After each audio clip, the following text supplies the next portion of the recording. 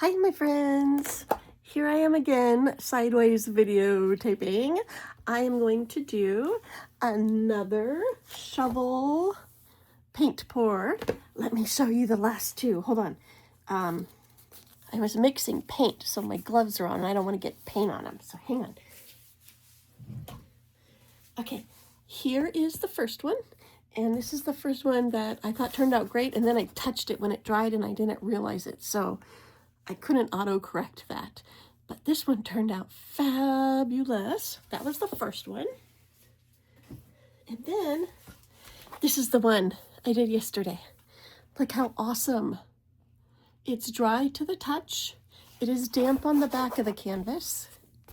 So it does need a more dry time, but I can go hang it up or put it somewhere where it can dry safely, and then I will probably seal this one a couple weeks. But look at, colors turned out awesome. The white did grow, and that's fine, and it looks amazing because I did the white background and then I put white in the mix. Although I didn't put a lot of white in the mix, it surfaced and it grew, and it's awesome. So I'm going to do another one, and this time I think I'm going to do a black and white background with some colors.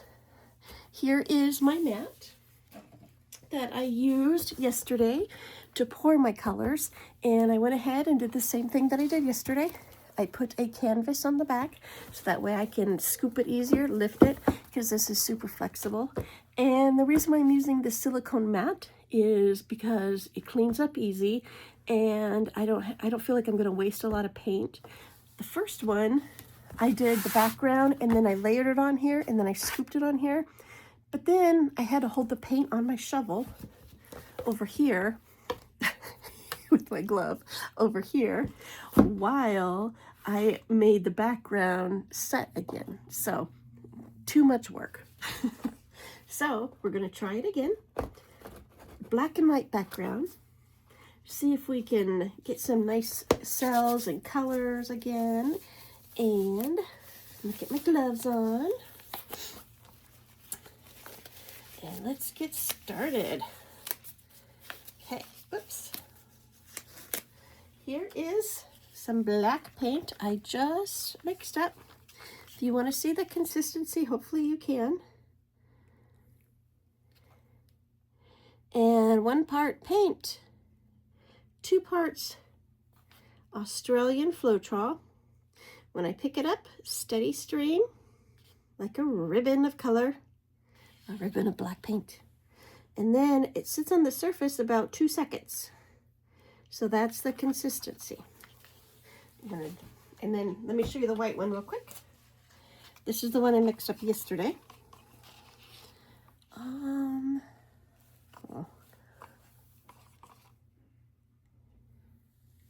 Same thing. Ribbon of color, non-stop stream, sits on the surface about 2 seconds. So that would be about a medium consistency. And this consistency is good for so many techniques, all except for a few that do require the heavier ones. And let's get started. Okay, I'm gonna start with the white. And let's do diagonal.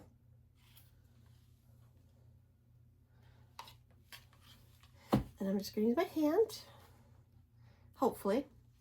And it's not a perfect diagonal. I'm just doing my best. Eyeballing it, because the center doesn't really matter. It's going to get covered with the colors. All my colors back here, I did mix a couple months ago, and it was 2 parts pouring medium, 1 part paint.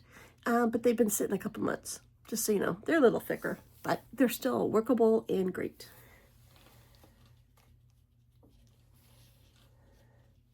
Okay, gonna get that on it. Those 2 corners. I'm gonna grab me a paper towel to wipe my hand.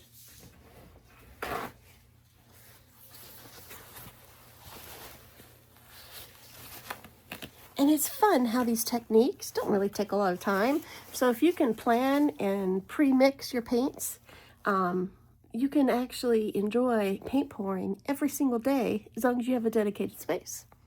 Nice little tip. Okay, black.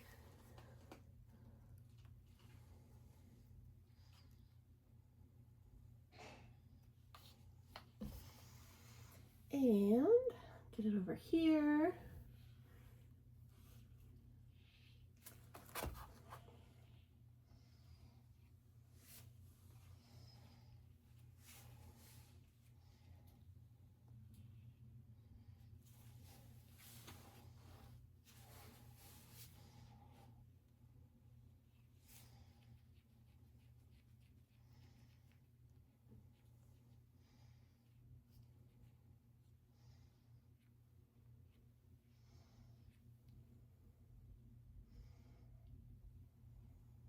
Okay, I almost feel like I have a bit much paint on here, but I'm going to try and see what the end result is. Might take longer to dry, but I am curious to see if this paint will affect the final outcome, if maybe this paint will come up through the surface and make some more of those pearls or cells that we saw in the other one. I don't know. It's kind of an interesting thought. So let's see what happens. Okay.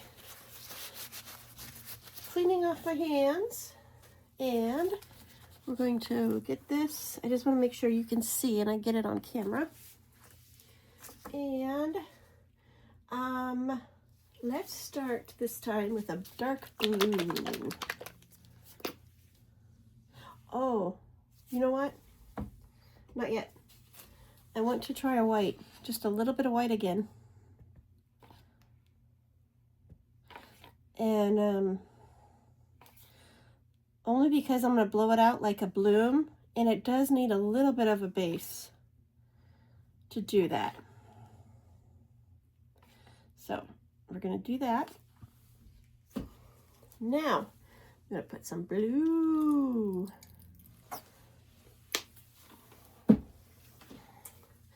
And a light blue. And yellow. This is more of a mustard yellow, and this is thick. Holy cow. This is definitely going to be interesting. Let's go with red. Oh, whoops. That was close. I almost spilled black paint everywhere. Like everywhere. That cup is full. Here's some purple. Pink. And a little more blue around the edges. Okay. This is the cell activator, and it is the black paint with the Amsterdam pouring medium, and it is thinner than all of these others. And there. That looks like a lot of fun, huh? Okay, now I'm going to blow it out to a bloom, let the paint rest, and then try scooping it up.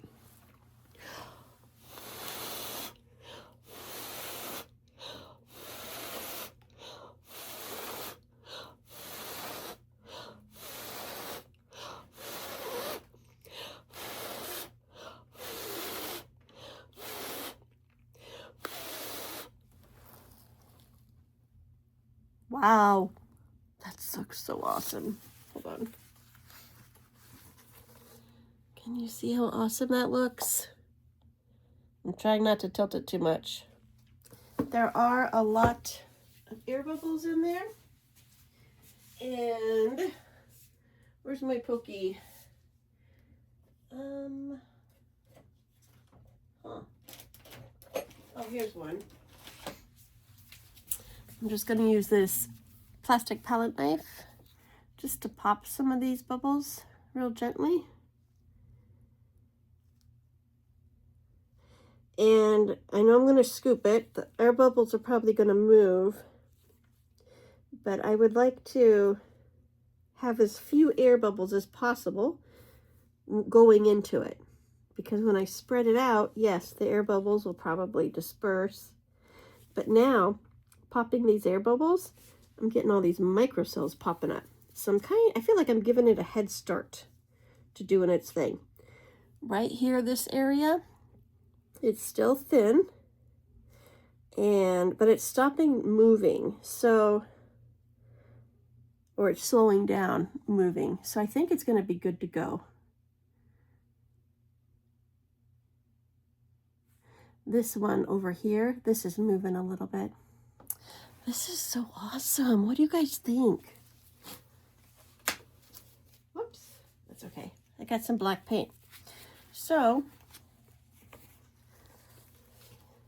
it slowed down pretty fast. It is super cold in this room. I'm in Tucson, Arizona. It's usually hot and dry here. Now it is a little tiny bit humid, but it's colder now. And by cold, my room is probably lower 60s. That's what I mean by cold. Okay, here we go. I'm going to do my best so you can see this, but I'm focusing mainly on this and not the camera. And it is scooping up pretty nice without losing too much of this pattern. The pattern obviously shrinks, but it's still intact. And I'm just trying to get as much as I can on here. Okay, now we're going to come over here, start at the top, and then I'm going to work my way down this diagonal and just slowly let it flow off and just stretch out that design.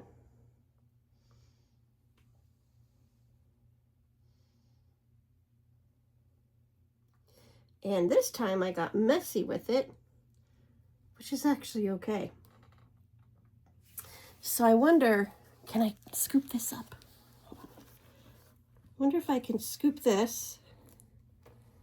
Can you see?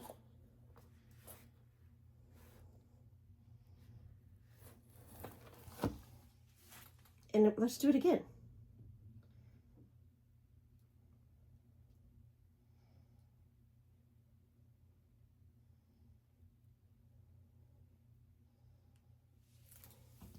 And then, let me do one more.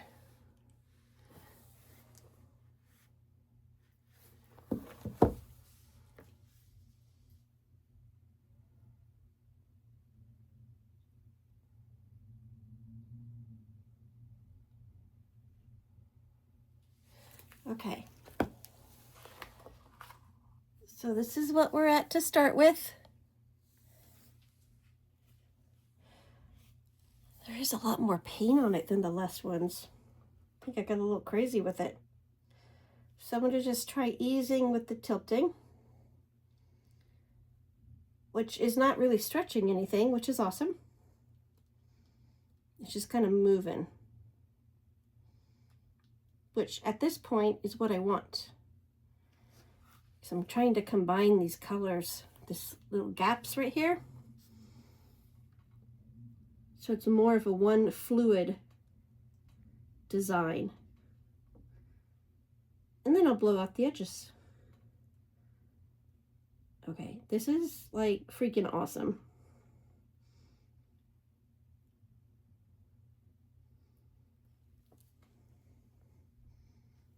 Look at that. Okay, got that. I'm gonna grab a paper towel real quick.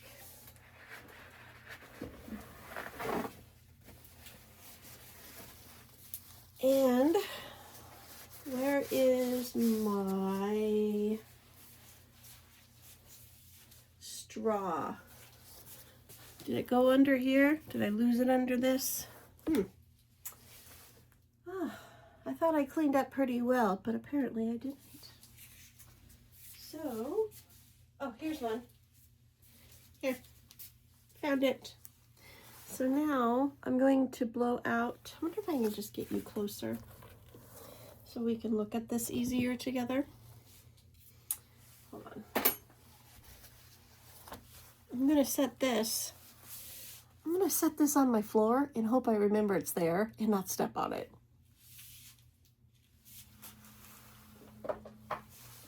Okay. And now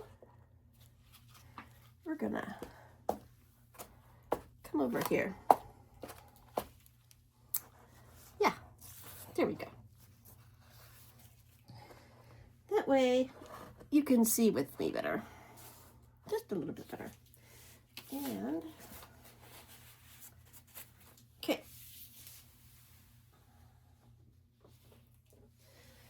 There we go.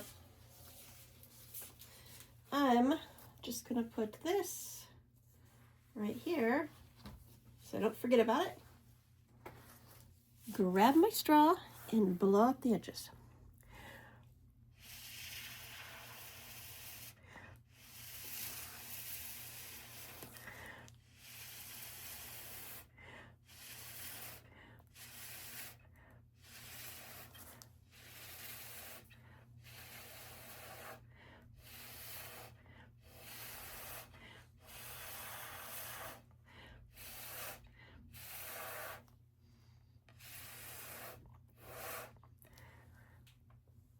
Awesome. Awesome. Look at that. Now, for this up here, yeah, I still want to blow it out. I was thinking of not just leaving it because I do like the black against all this white stuff, but no, I'm just going to stay the course.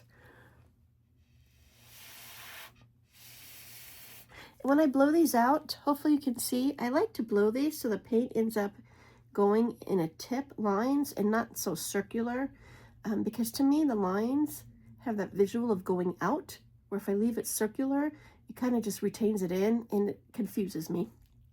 So that's essentially why I like to do that.